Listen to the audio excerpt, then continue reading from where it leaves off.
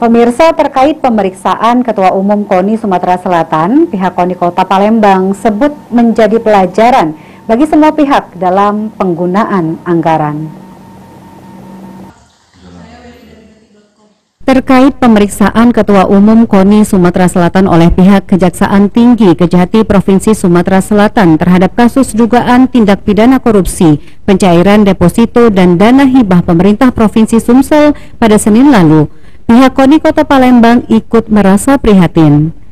Menurut Ketua KONI Palembang, Anton Nurdin, yang ditemui pada Selasa 13 Juni 2023, terkait pemeriksaan terhadap Ketua Umum KONI Sumsel, mengundang rasa prihatin jajaran KONI Palembang. Diharapkan atas hal tersebut tidak terjadi apa-apa terhadap KONI Provinsi Sumsel.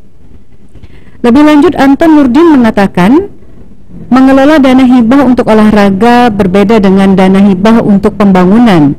Dengan diperiksanya Ketua Umum KONI Sumsel oleh Kejati menjadi pelajaran bagi semua pihak dalam penggunaan anggaran. Dengan hal tersebut, penyelenggaraan Porprov yang tinggal hitungan bulan diperkirakan akan ikut terpengaruh. Namun pihak KONI Palembang sendiri optimis jika Porprov tahun 2023 Kabupaten Lahat tetap terlaksana. Kami cukup prihatin, tentunya semoga saja tidak terjadi apa-apa terhadap provinsi. Memang suka dukanya mengelola dana hibah untuk olahraga ini agak beda.